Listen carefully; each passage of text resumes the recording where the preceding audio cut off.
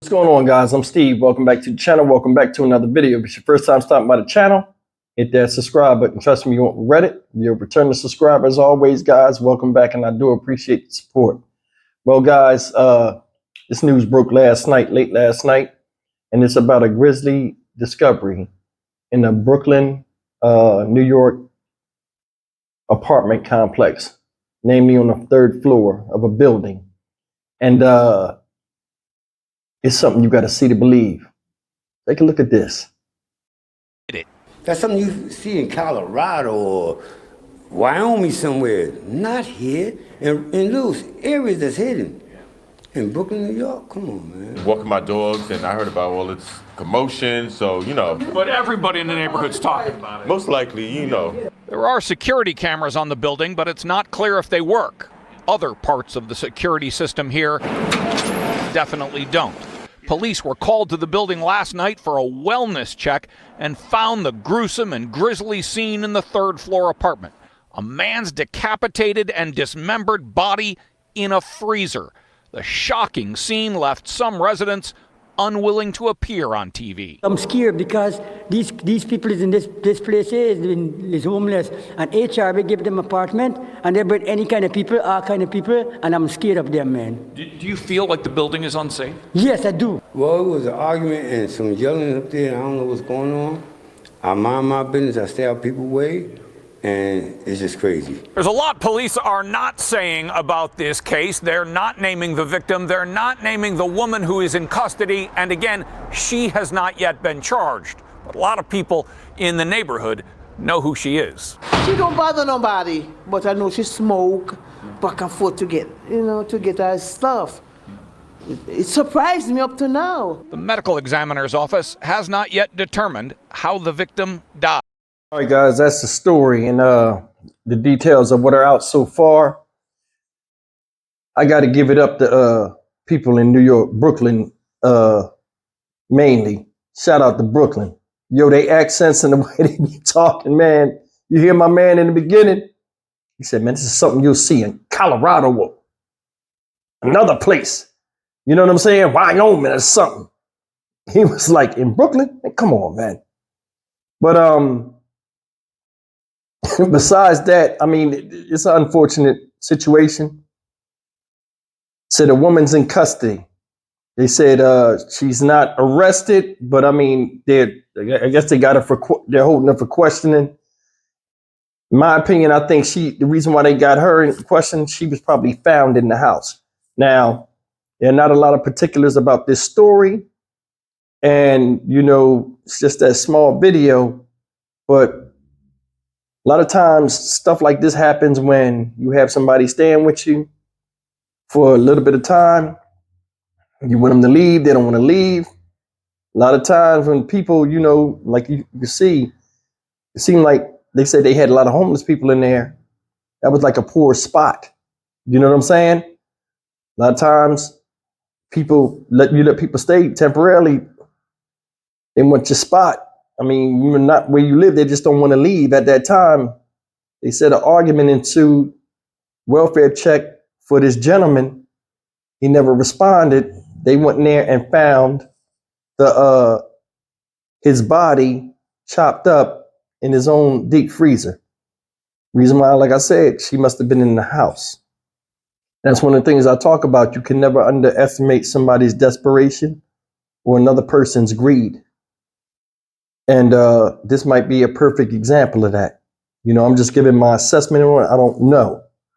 But I mean, like I said, it's a rough spot. Said they give anybody an apartment over there. Did you hear the one guy? He said, that's why I'm scared. I don't feel safe over here. He said, man, they give anybody an apartment. They got homeless people walking in and out the place. And I can relate to that because when I had got out of my halfway house, they had offered me a spot. I think it was like for 60 days. We signed up. They gave us a spot at this rooming house. It was like an apartment building where, you know, and it was like rooms. And I'll never forget, I went up there and I was like, I don't, you know, I just got out. I don't want to live with my mom. You know what I'm saying? While I'm on probation, I don't want to live with my mom. So I want to get back and get a fresh start of, you know, have my life how it was before, where I was totally independent. And I remember, guys, they gave me the keys. I went upstairs and I opened the door. I'll never forget it. I opened the door.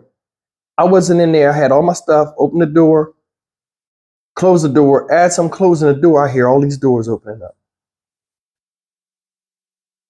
I get in there. I wasn't in there about 40 seconds, guys. Knock on the door. Open the door.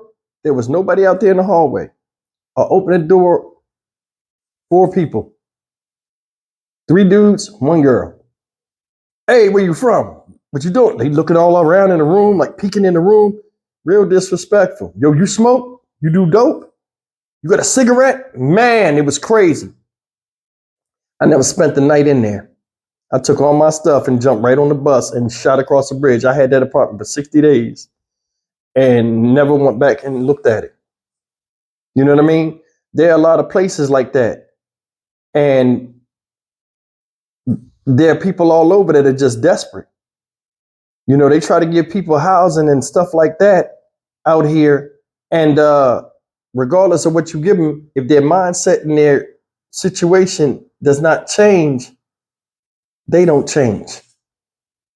Now, I don't know the situation with this building and stuff, but in my opinion, like the guy said they didn't feel safe there. It might have been likened to where I was staying at. You know, there are a lot of places out here, not just New York, where that, you know, as long as you pay a little bit of money, you can stay at a certain place because people only care about money. It's a lot of slumlord type places. Do I know if that building is one? No, I don't know. But you can see with the complaints of what people were saying, they dissatisfied there. But then again, some place is better than no place. And it might have been the situation in this situation here where this man got chopped up and put in his own freezer. I think, honestly, the reason why he's gone was somebody wanted to stay in his place and he didn't want him to stay there. And things escalated. Like they said, it was an argument. And he wound up, you know, being a victim in this case. But that's something, man, as far as a police officer, man, I bet when they went in there and found that, I don't think anybody slept good last night.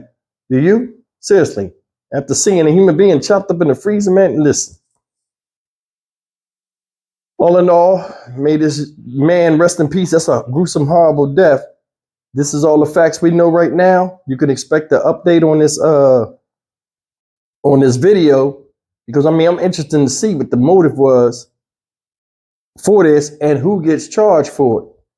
But I mean, it's just another one of them stories, man. Somebody getting caught up out there. And what you gonna do? In this final thought, I'm gonna say this. I mentioned me staying in a place similar to that. And I said, you know, there are a lot of poor people out here. There will always be poor people. There will always be poor people because it's profit. It's a lot of profit in poor folk, people being poor. If there are no poor people, guess what? There are no rich people. Everybody's trying to climb to get to the top of the mountain. To climb up there, you got to do what? Climb over other people. That's just something to think about.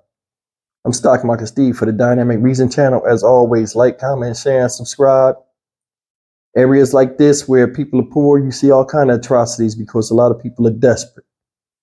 And I mean, it's just one of those things. That's why you get your mind right and you align it with your heart and you develop focus and you move forward and don't look back. Remember, it's your life. You're the only one that's going to be put in the casket at the end of the day. And trust me, everybody that's crying, don't nobody want to take your place. See you in the next video. Take care.